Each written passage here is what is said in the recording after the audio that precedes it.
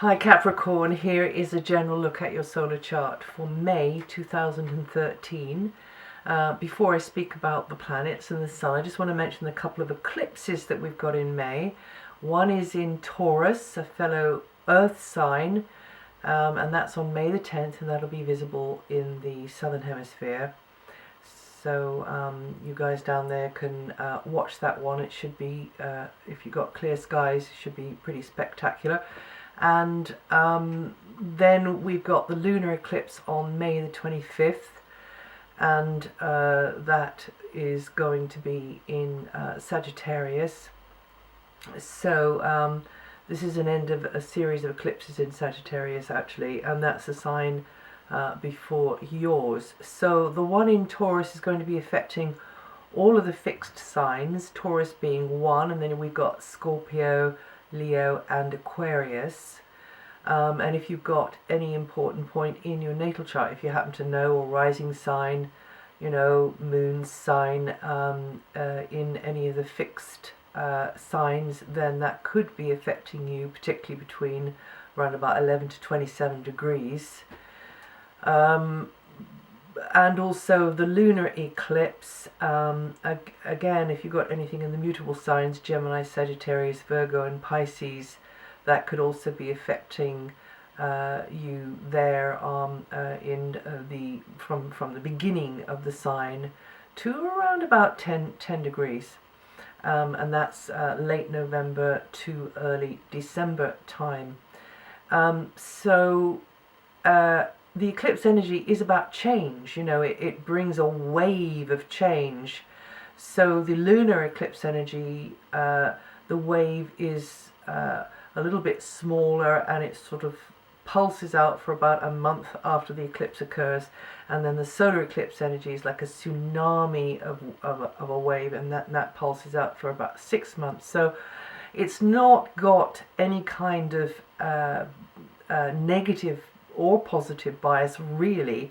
It's simply an energy of change, which if you're not channeling it through a particular, with an intention to channel it through a particular in a particular way, then maybe it can sort of hit you sideways, and then you have to sort of adapt, you know, but it's not a bad energy at all. So for you coming into Taurus, it's actually quite a bright, breezy, creative area. It's a very potentially empowering area. So that energy of change could be used if you are working on any kind of creative project or speculative project, or you're involved in any kind of leisure pursuits, or in fact it could be to do with young ones, children, animals, anything that you do in your life that really makes you feel good, that gives you a sense of power. And it can also be about romantic relationships. So that energy of change could be affecting any of those areas there, and in a good way. Now for the month ahead, and oh yes, and I should just mention that on the lunar eclipse day, which is the 25th, there is a little bit of a tangle with Neptune, so best not to make any important decisions at that time there, because this unreality, this confusing energy of Neptune is sort of fogging the issue. Now, until the 20th, there is quite a spontaneous vibration around. You could get more opportunities to do the kinds of things you enjoy with the sort of people you like to be with, and you feeling appreciated more, and why not? You know, a little bit center stage more, and hanging out with, you know, in a relaxed kind of a way. You could have more connection with the arts and entertainments industries, performance orientated type pursuits as well, and definitely romance. So this is the area of your chart which is to do with romance, but that child energy is quite strong, so your inner child could be coming out too. And then from the 20th, it's going to get more practical, organized, more up your street, more serious. You conscious of the to-do list and chores, and things that you've just got to, you from the house of fun, as I often call the area previous to that. Then you've got to sort of clean up.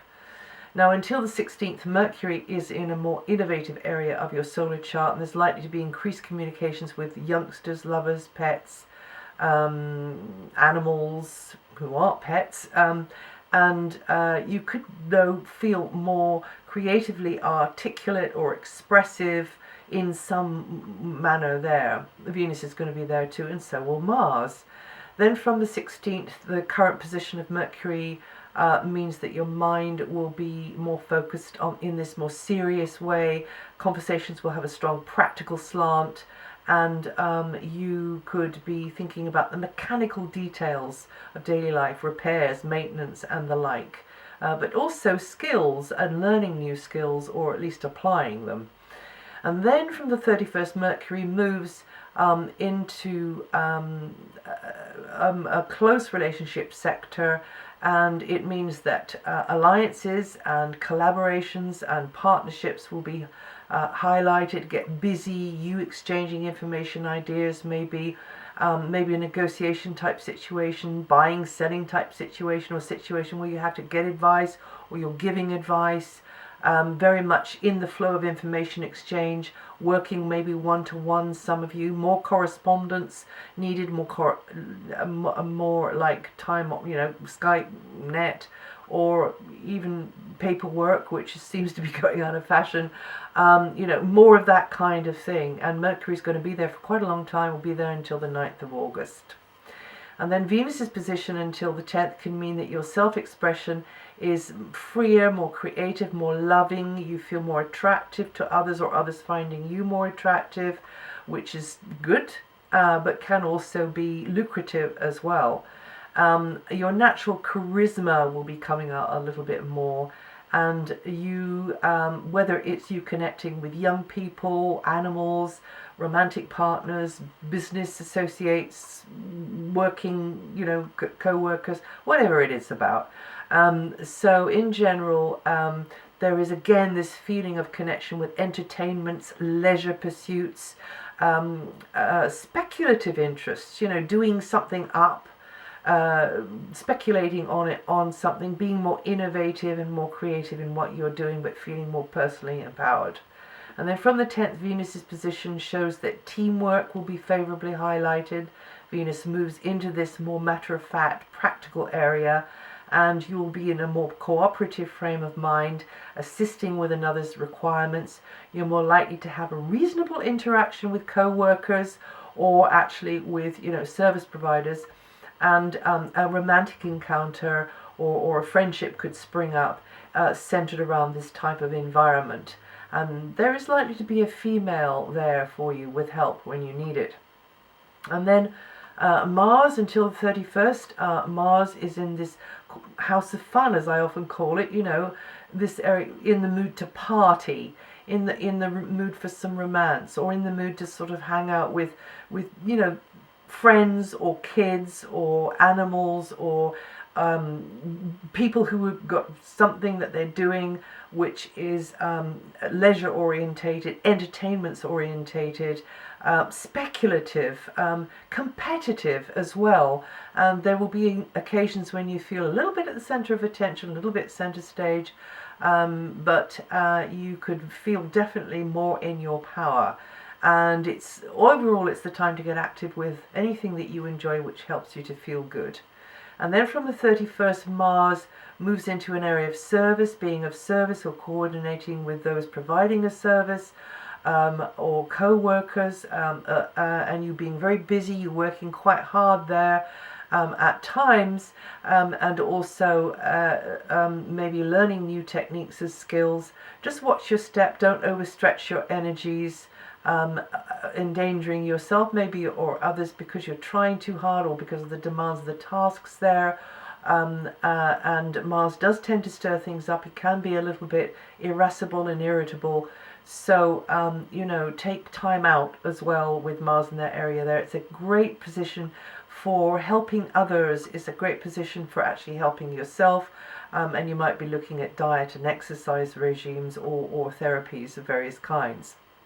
Jupiter has got another month to go in your area of health and work, where it's been since last June, and that's giving you more opportunities to learn and grow through those areas there, through health and fitness, any kind of practices that you might be doing, but also employment. And you may have had to learn some lessons there. I've been on quite a learning curve with either to do with work or health matters, but finding out that you can be of service and finding that that is quite fulfilling, but learning a lot as you're going along there. And you Capricorns born 6th to 15th of January, always 16 to 25 degrees rising, going to feel this energy the most.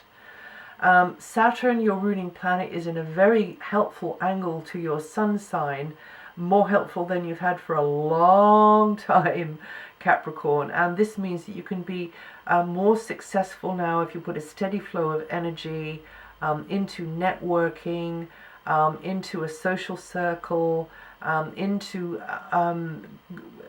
doing things that are progressive, but slowly cultivating others to help you progress, finding your place in the pecking order, connecting in with a group as well is more likely, and establishing yourself sort of gradually, bit by bit, by degrees. You can slowly rise up the levels, and you can be established then in the eyes of others.